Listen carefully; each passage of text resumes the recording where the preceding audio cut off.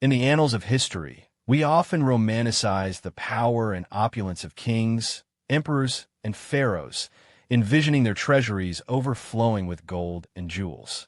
But beneath the glittering surface of ancient power lies a fascinating truth. For centuries, ordinary merchants dealing in a humble white crystal held more economic sway, and often more personal wealth, than many crowned heads. This is the story of salt, not merely a condiment, but a life-sustaining, empire-building commodity that forged fortunes, funded armies, and made its traders richer than the very monarchs they served. Prepare to journey into a world where salt was the true currency of power. Imagine a world without refrigeration, a time when food spoiled rapidly, and survival hinged on ingenuity. In this ancient reality, salt wasn't a luxury. It was an absolute necessity.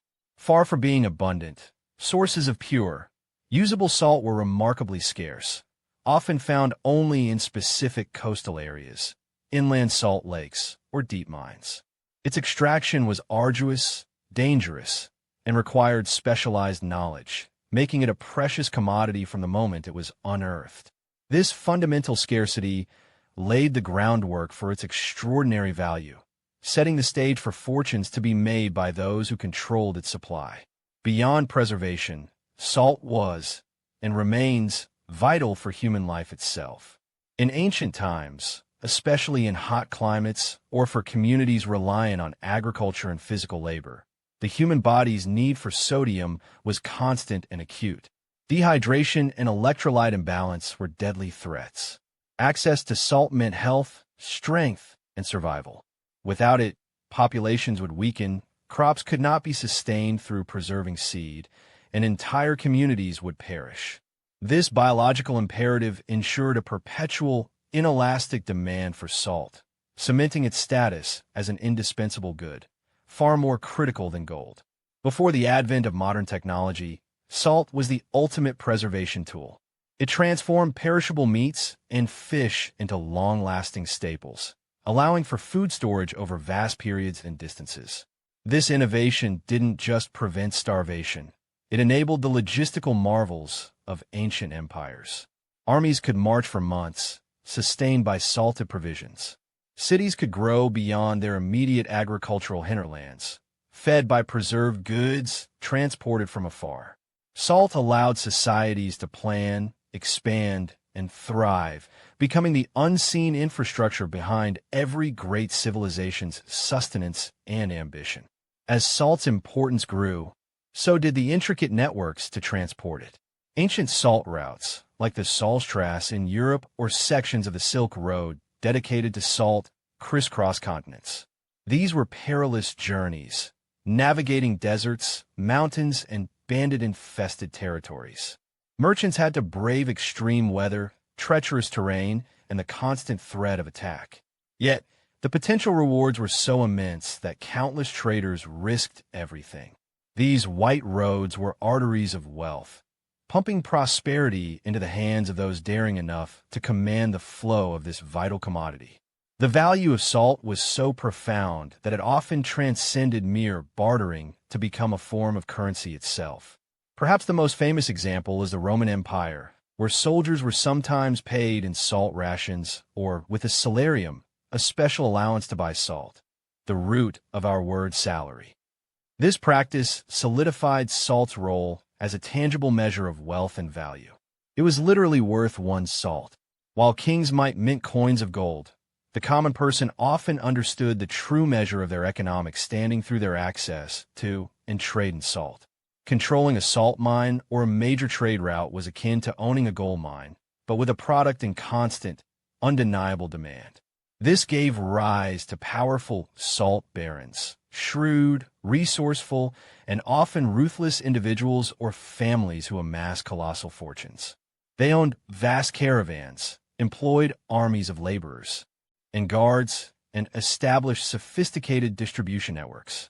These traders operated with an independence that kings, often reliant on their own limited land-based revenues, could only dream of. Their wealth bought influence, protection, and often political power that rivaled the nobility. While kings derived their wealth primarily from taxation, tribute, and conquest, salt traders operated in a sphere largely independent of royal control. Their fortunes were generated through direct enterprise, risk-taking, and market demand. This gave them a flexibility and liquidity that monarchs often lacked. A king's treasury might be depleted by war or famine, but the salt trader's business, catering to an eternal human need, remained robust. They could quickly adapt to changing conditions, finding new markets or sources, demonstrating a resilience often absent in static royal economies. Even mighty kings often found themselves reliant on these salt merchants to provision their armies, feed their populations, or simply ensure societal stability. Monarchs needed a steady supply of salt. This dependence gave salt traders immense leverage. They could negotiate favorable terms, secure monopolies, and even finance royal endeavors, subtly weaving themselves into the fabric of political power. A king might command armies, but it was often the salt trader who ensured those armies were fed and ready to fight, turning their indispensable commodity into undeniable influence. The wealth generated by salt was not merely theoretical. It manifested in opulent estates, powerful private armies, and the funding of grand projects. Salt traders built their own cities, established banking systems, and sponsored cultural endeavors, often outshining the patronage of local nobility. Their wealth was tangible, liquid, and foundational to many regional economies. These kings of salt were not born into their power. They forged it through ingenuity, daring, and the timeless leverage of providing what every human being and every civilization truly needed to survive and prosper. The absolute dominance of salt traders eventually waned with the advent of modern preservation techniques and the discovery of more widespread salt deposits. Yet, their legacy is profound.